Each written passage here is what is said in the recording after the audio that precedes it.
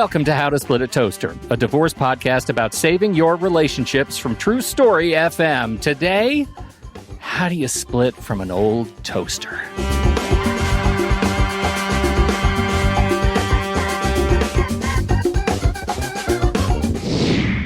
Welcome to the show, everybody. I'm Seth Nelson, and as always, I'm here with my good friend Pete Wright. Today on the show, how do you navigate a divorce when you've got more of your life behind you than ahead?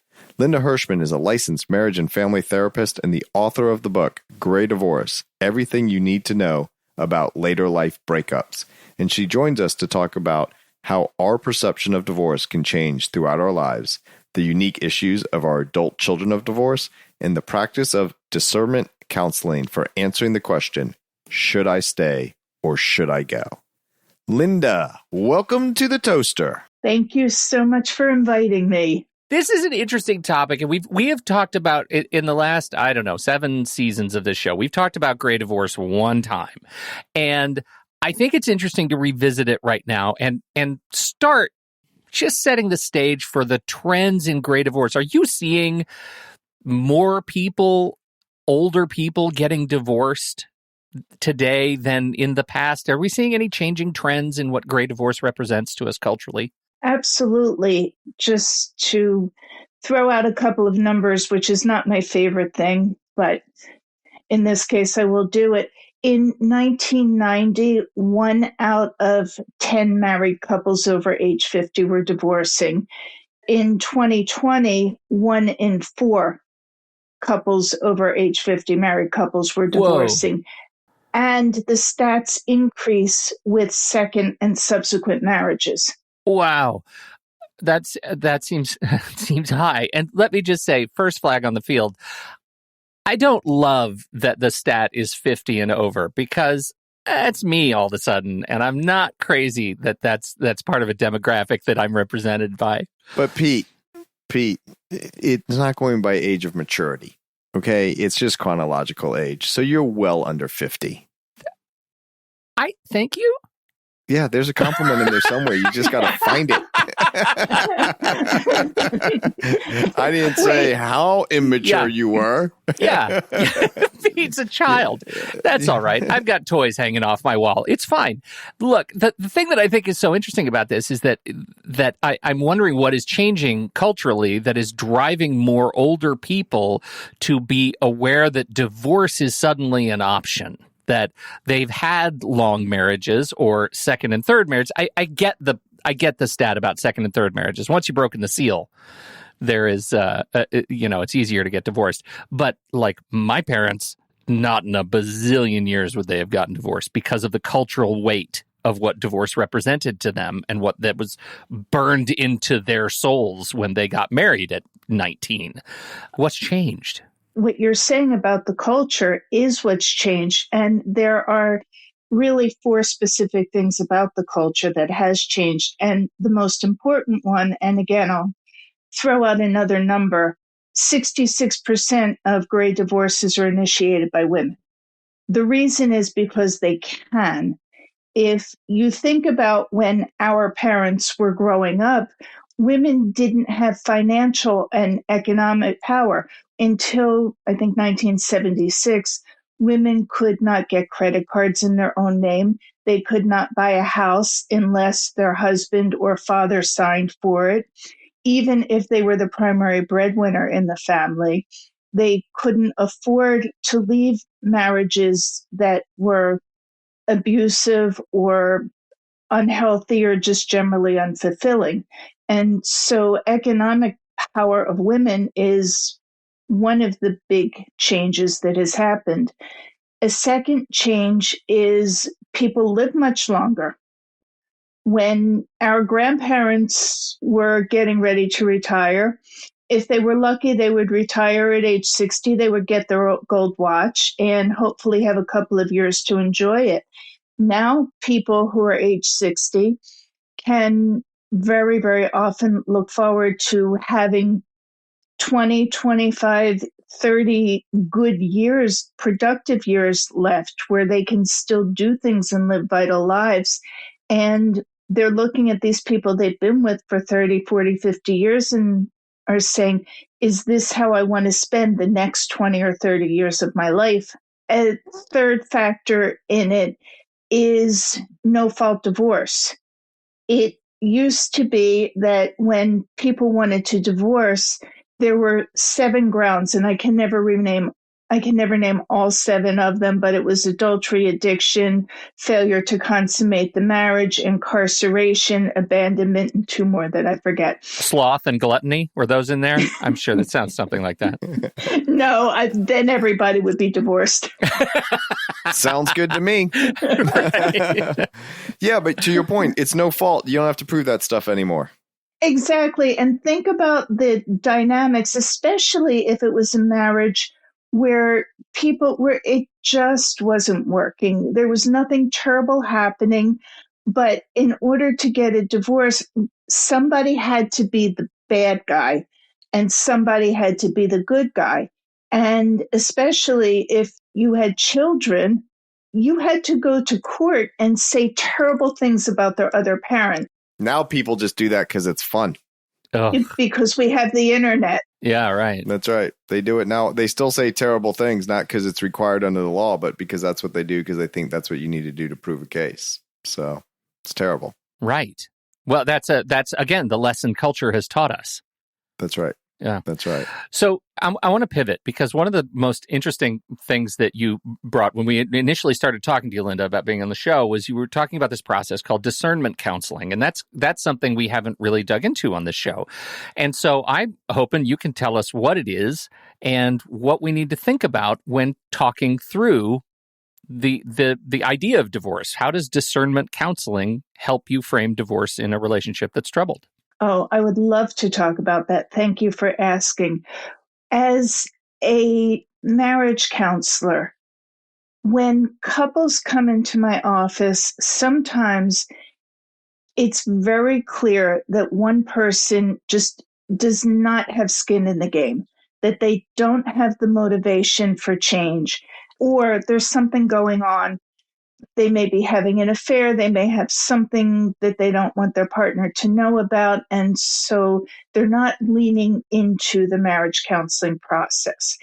When you have these mixed agenda couples, when one partner is leaning in and wants to save the marriage, and the other is leaning out and doesn't really want to work on the marriage, the leaning out partner doesn't have the motivation for change.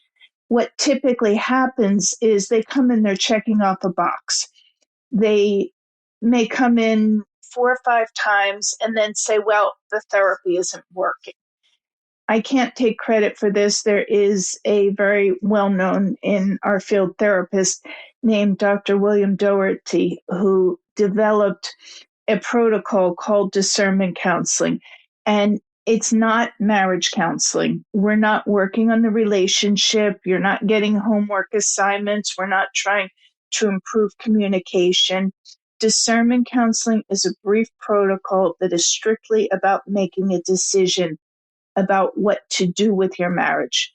And there are 3 paths to it. And the first path is to stay the course and do nothing right now, which is, whenever I talk to anybody, they say, well, that's what we've been doing. I don't want that. But it's in discernment counseling, that's a more active path. It's in order for me to agree to go to marriage counseling, I need X, Y, and Z to happen. But that choice is a choice to stay actively in the marriage. It's a choice to not make a decision about whether to stay until and unless there are certain needs that are met. So let me just go through the 3 steps, the 3 paths. There's stay the course. What's the name of the second one? Move towards separation and divorce. And the third path is to enter intensive marriage counseling where divorce is off the table for a period of time. That's how is that different? How is one different from 3? Linda, they sound very similar to me. Did I miss a step? Yeah, I think I got an answer. I'm going to repeat it back, Pete, because I think I'm understanding. Okay, so Linda, make sure, because if Seth's wrong, I have a bell that I like to ring. Oh, I have a bell. Linda had brought her own bell. She read the assignment. It's my BS bell.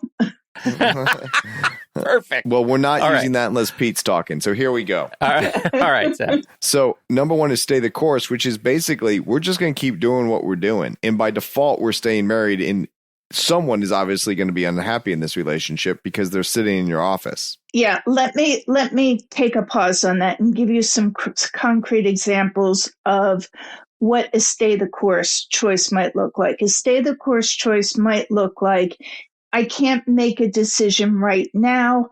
In order for me to be able to make a decision, I would like you to go get some help with your drinking and have 6 months of sobriety, and then we can revisit what we're doing with the marriage. Or I need to do some work on myself for a period of time, and then we can revisit the marriage. Or I don't want to do this because of where the kids are developmentally. And so I would like to put a pause on it until the school year is over or until they get to the next phase of development or whatever it is.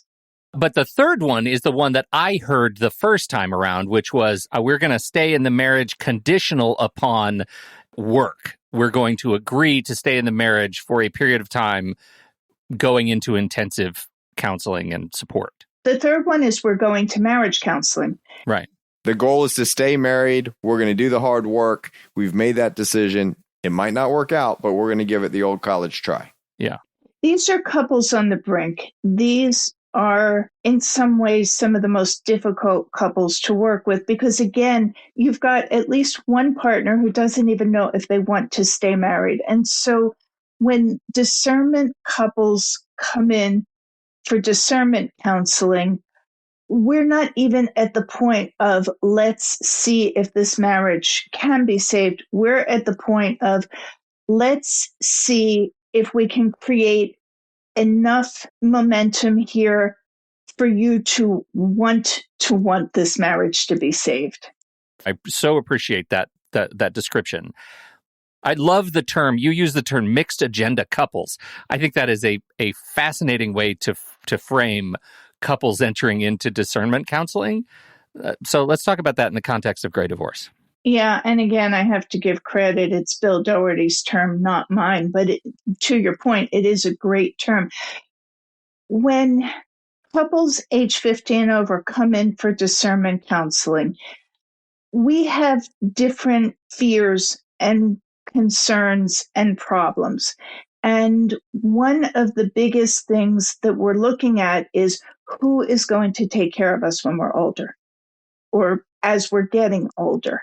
This plays into the decision making in a much stronger way than when couples who are 30 come in for marriage counseling. Another thing couples over 50 are looking at is, all right, if we get divorced and we're dividing the assets here, we don't have 20 or 30 years to rebuild our assets.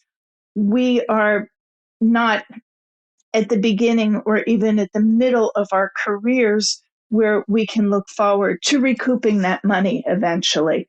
So those are great concerns. Another concern for women more than men is, will I ever meet somebody else?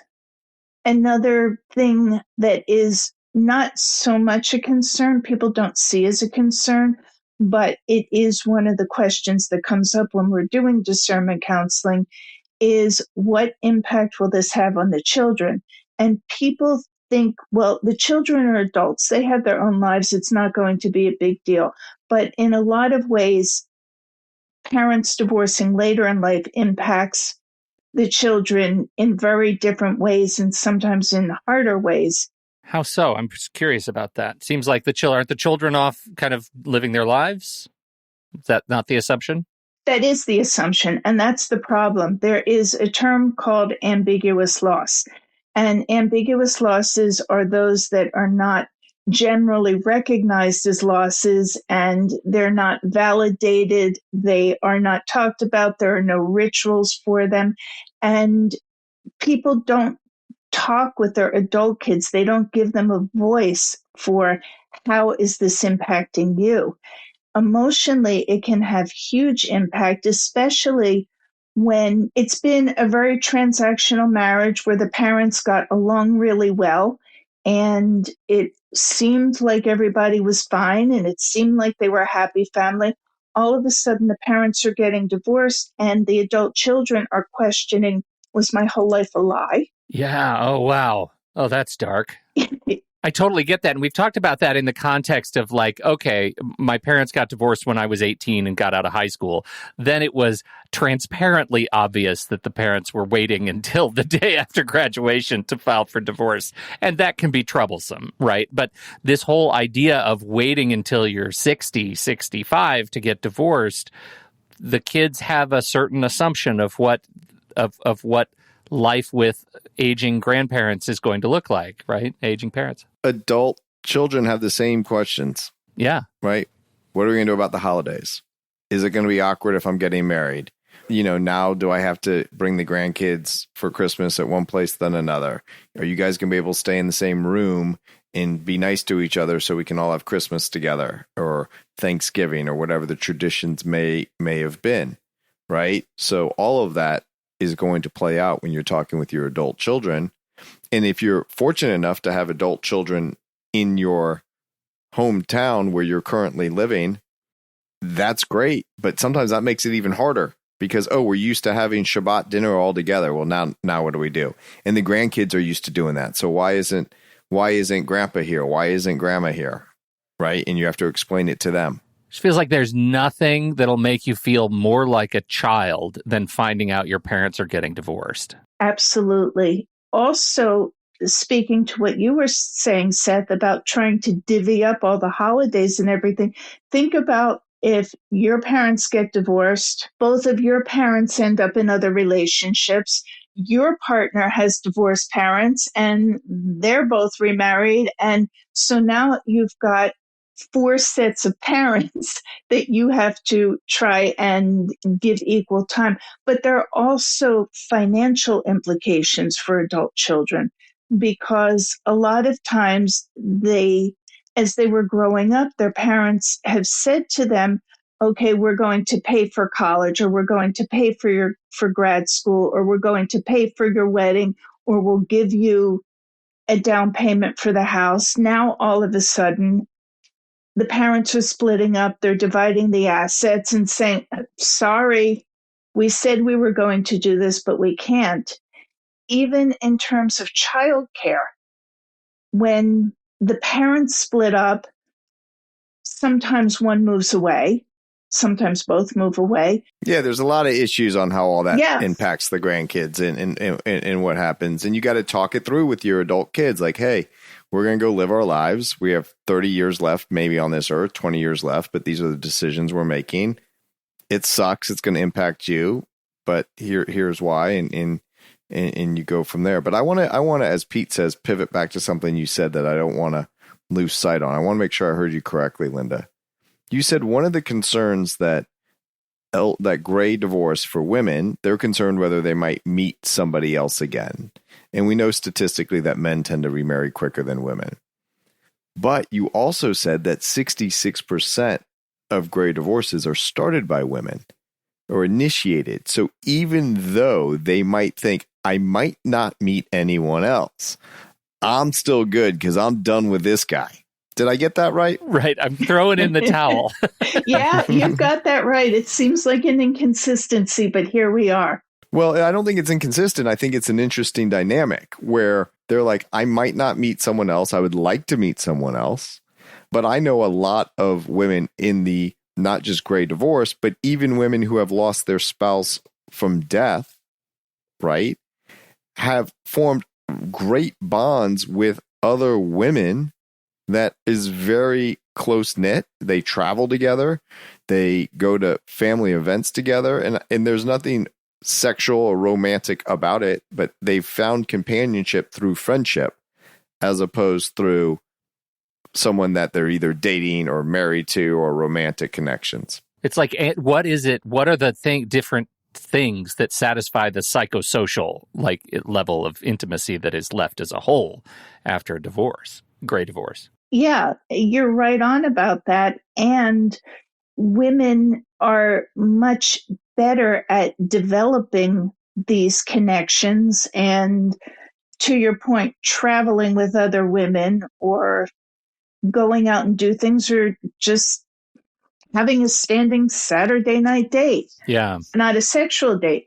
My mother, who is 89, has a few friends. Every Saturday night they go out for dinner. Yeah. I mean, it feels like ritual connection is important. Like Seth, you mentioned Shabbat dinner, right? Those things that are standing and predictable can go a lot toward protecting yourself, I imagine, from the grief and loneliness that can set in if your expectations about meeting someone else are not met, especially after you take an active role in your own divorce. Well, and the other thing is, with that same point, Pete, is where you live. You've always been living with someone, right, for this whole time, and now you get divorced and you're on your own. Well, that's very analogous to what happens when a spouse dies. You're living, maybe you kept the house in the divorce, right? So I can speak from my own experience with, as you know, my father. My mother passed a couple years ago. My father's elderly. He needed more help. We moved him, and I even hate to say that we moved him. I helped with the boxes, but he made the decision to move into an assisted living facility. It's been the best thing. He loves it. He is a social guy. He's on book club. He does their trivia. He has 3 meals a day with friends that he walks down to the restaurant. And so getting back out there, I'm going to use in a different way, not in a dating sense, but in a social sense, can be very fulfilling for people that have gone through a gray divorce. And I see it a lot with my clients where they taking trips with friends, they're doing mahjong, they're golfing, they're going to museums, whatever the case may be. But I've really seen people a year or two after the divorce, gray divorce, that are much happier than being in a marriage that was very stressful for very many years. That's a really interesting thing, and it reminds me of you and I kind of went through that at the same time. And when my father passed, my mom said the biggest challenge was, apart from just the grief of losing your spouse, was she got married when she was 19. She said, I went from my childhood bedroom to my marriage bed. I never lived by myself. I don't know how to make decisions without a partner because I've never been forced to do it as an adult. And I imagine that rift, that she's not alone in experiencing that rift of a certain generation, that you just don't have the skills after a life lived in partnership to figure out how to do it alone. And Linda, do you see that in a gray divorce, or do they get over that hump because maybe their first solo decision is, I'm going to get a divorce? I want to get a divorce. This is where we go back to the adult children and where they come in and things that it creates for them. But I also want to say that we know that one of the protective factors in aging is having good social supports. One of my best friends said to me a long time ago, men come and go, but the girls are forever. And that's pretty good. Since she and I have been friends for 40 years. So, yeah, getting back to that, what often happens in a gray divorce is the children tend to become closer to the mothers because stereotypically, the mothers have not taken care of the finances. Sometimes they don't even know anything about the finances.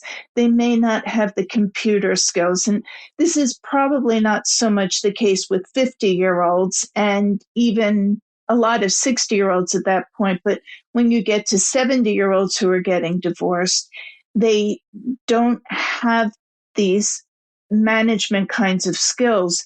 And so the kids do tend to get closer to the mothers because they need more help in those kinds of things. Yeah. I'm about to leave I leave this podcast and get on a plane to go stay with my mother for a week. I'm not sure what you're talking about. Well, Pete, I always try to one-up you. I was talking to my father yesterday about planning his second bar mitzvah. I don't even know what that is. Is that a thing? It is a thing that I've recently learned about.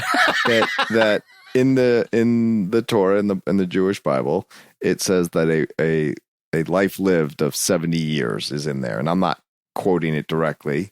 Is basically that's a full life of 70 years. So if you make it to 83, it's like you're 13 again. 13 again. And therefore you might have a second bar mitzvah. And so he announced that he was having a second bar mitzvah and announced the date.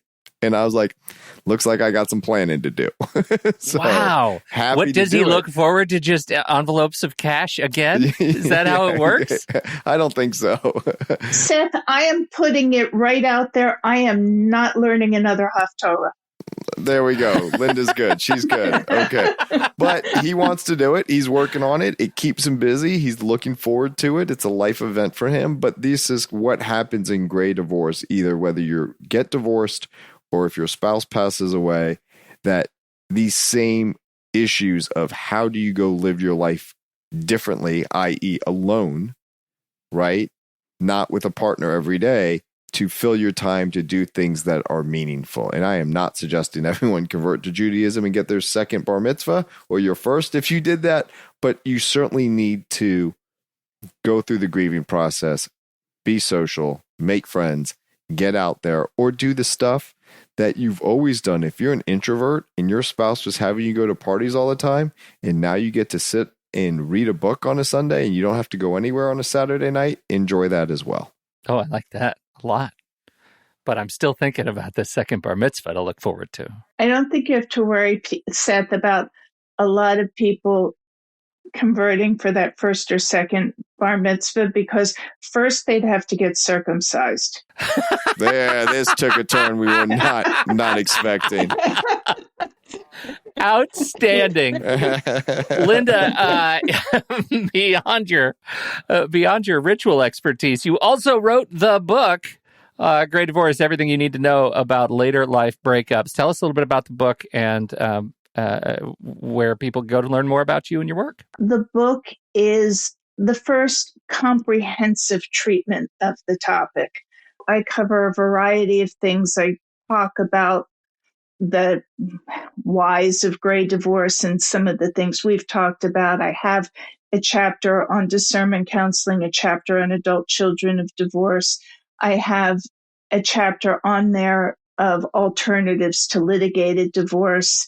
I don't know if you hate me for that, but I just let that one go by. I know. I saw that. I watched that go by. You were so calm. I know. Such a good you saw the hamster going. That was good. I just let it slide. I'm learning, Pete. I'm maturing.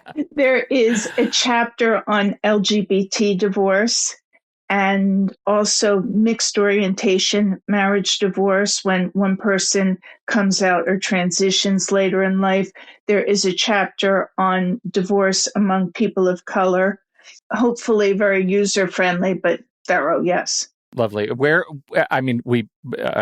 send people to Amazon, but if you have a website you'd like people to learn more about you and your work? The ebook is on Amazon, but the paperback is not through Amazon. So the best thing to do is go to my website, which is lindahershman.com, and that's HERSHMAN. And on the website, it will give you the links to both the book on Amazon and also on BookBaby. And I am always running promos, so it will give you the current promo, save a little bit of money on it. Well, Linda Hershman, thank you so much for hanging out with us today, for teaching us a little bit more about gray divorce and sharing the book with our audience. We'll put links in the show notes. We sure appreciate you for hanging out with us. And thank you again for having me and for making it fun. As long as we're not talking about circumcision, we're good. Did I jump the shark there? Yeah, it's perfect. It was perfect. All right. Well, thank you very much, Linda. We so appreciate you teaching us a little bit about this. And now it's time for listener questions. All right. We'll be right back after this message from our sponsor. Seth, according to the National Institute on Alcohol Abuse and Alcoholism, about 10% of children live with a parent with an alcohol use disorder. It's just tragic. Pete, we hear this statistic all the time. At the end of the day, the courts don't care about the statistic. The courts care about keeping kids safe. And when I mean safe from a party who truly suffers from an alcohol disorder or is being wrongly accused of having alcoholism or some other alcohol disorder. It's easy and it saves you money. Instead of he said, she said, there's SoberLink. SoberLink is fantastic, and they are a fantastic partner to this show. So what is SoberLink? SoberLink is a device. It's like a breathalyzer, but it is more. You blow into SoberLink whenever you want to prove in real time that you are safe to be with your kids at carpool, at drop-off, at handoff. Whenever you're going to be driving, you blow into SoberLink. It uses facial recognition to prove that you were the one blowing at the time that you are taking the reading. It sends it off to the people who need to know, people involved directly in your case, not to be used for publication, not to be used for social media. This just goes to the people who matter most for your case as you are collecting data. SoberLink remote alcohol monitoring has helped over 500,000 people prove their sobriety and provide peace of mind during parenting time. And Seth, word on the street is courts love it. Yeah, and it's not just when you're getting in a car. Let's be clear. People can say, never gotten a DUI. What's the issue? Well, the issue is once you're home at 5 o'clock and you're no longer driving, but you're going to start cooking and having a glass of wine, and that glass of wine turns into 2 bottles. That's now an issue. So it's not just getting in the car. It's when the children are in your care, custody, and control, are you focused on them and not using alcohol? Independent, third-party, real-time verification to support your case. I haven't been drinking. Here's the proof. Those are the words that lawyers and courts love, but here are the words you're going to love. You can save $50 off your device and get started right away at SoberLink.com/toaster. That's SoberLink.com/toaster. Thank you to SoberLink for sponsoring this show.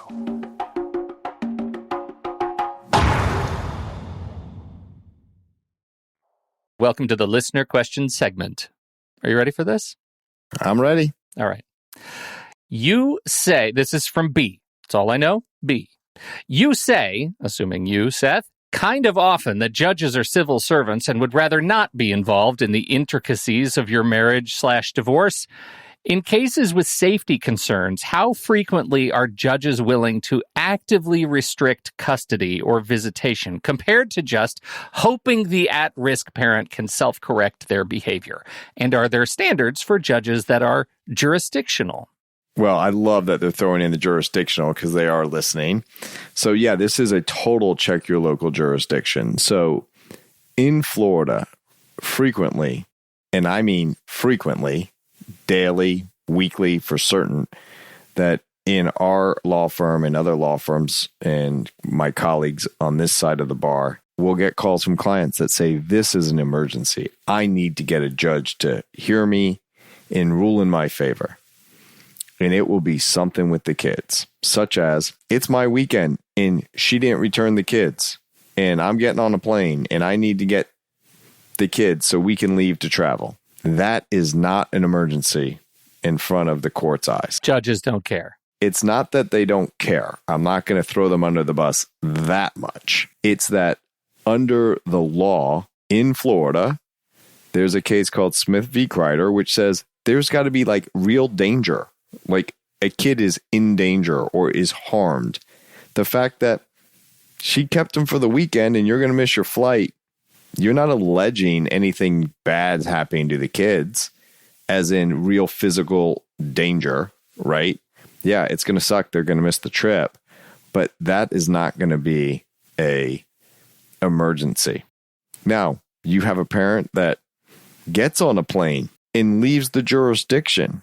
And you say, well, that's an emergency with the kids. Thank you. Okay. With the kids. That might not be emergency either. If you're alleging they went on vacation and they're going to be back, that's different than saying she packed everything up. I don't know where they are. I need to get an order to get them back.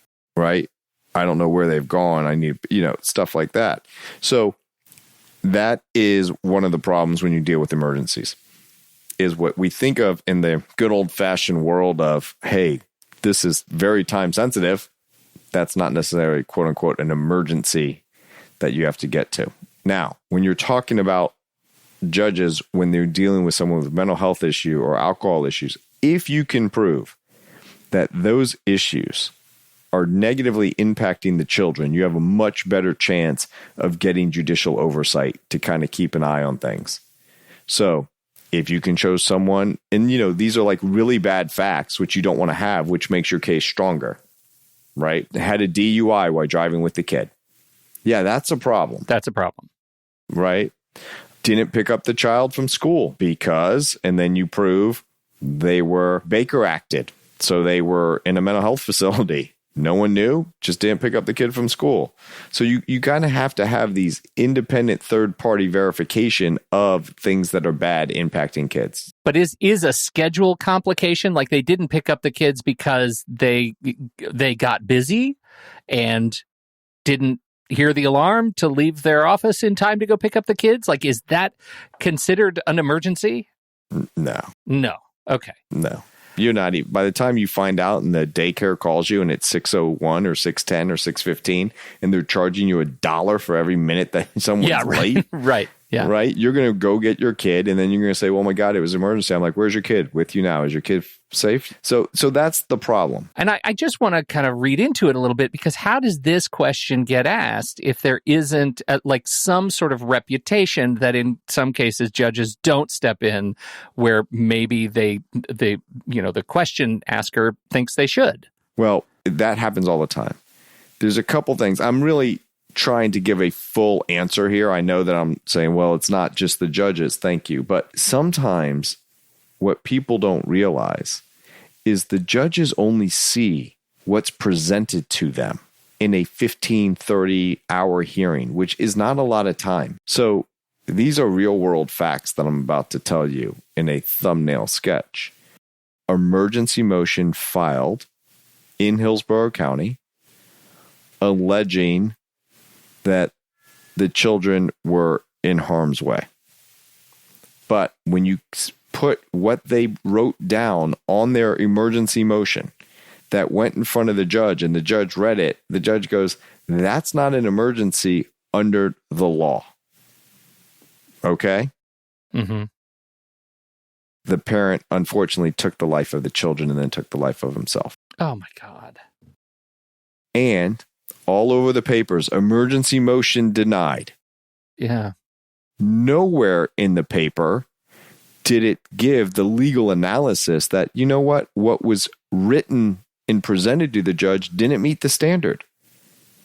It wasn't a issue on the judge not wanting to protect children. It was an issue of what's presented before me does not qualify as an emergency. You had to tell me something else. Yeah, I mean, it's an issue of bad lawyering and bad journalism, right? That's like a double. Right. Now, it might not have been bad lawyering because the lawyer might have been taking exactly what the client said was the worst facts, but it just wasn't there. And then something else happened. But a lot of people will tell me, well, Seth, your emergency motion was denied.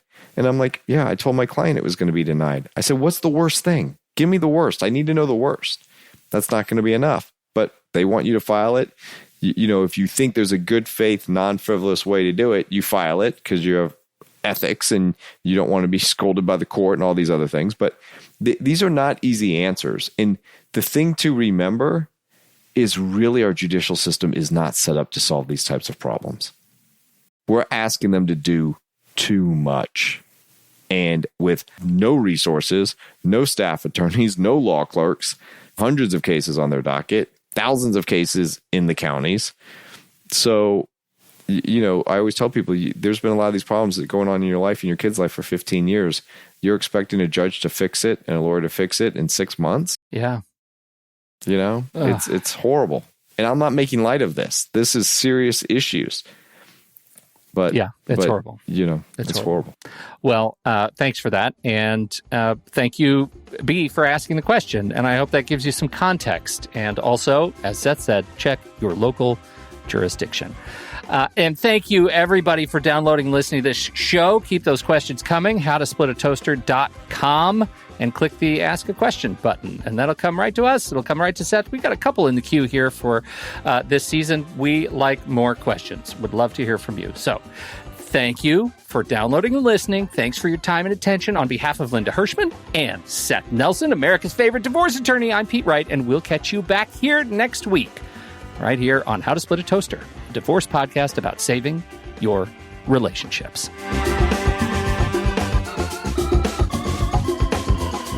How to Split a Toaster is part of the True Story FM podcast network, produced by Andy Nelson, music by T. Bless and the Professionals and DB Studios. Seth Nelson is an attorney with NLG Divorce and Family Law with offices in Tampa, Florida. While we may be discussing family law topics, How to Split a Toaster is not intended to, nor is it providing legal advice. Every situation is different. If you have specific questions regarding your situation, please seek your own legal counsel with an attorney licensed to practice law in your jurisdiction. Pete Wright is not an attorney or employee of NLG Divorce and Family Law. Seth Nelson is licensed to practice law in Florida.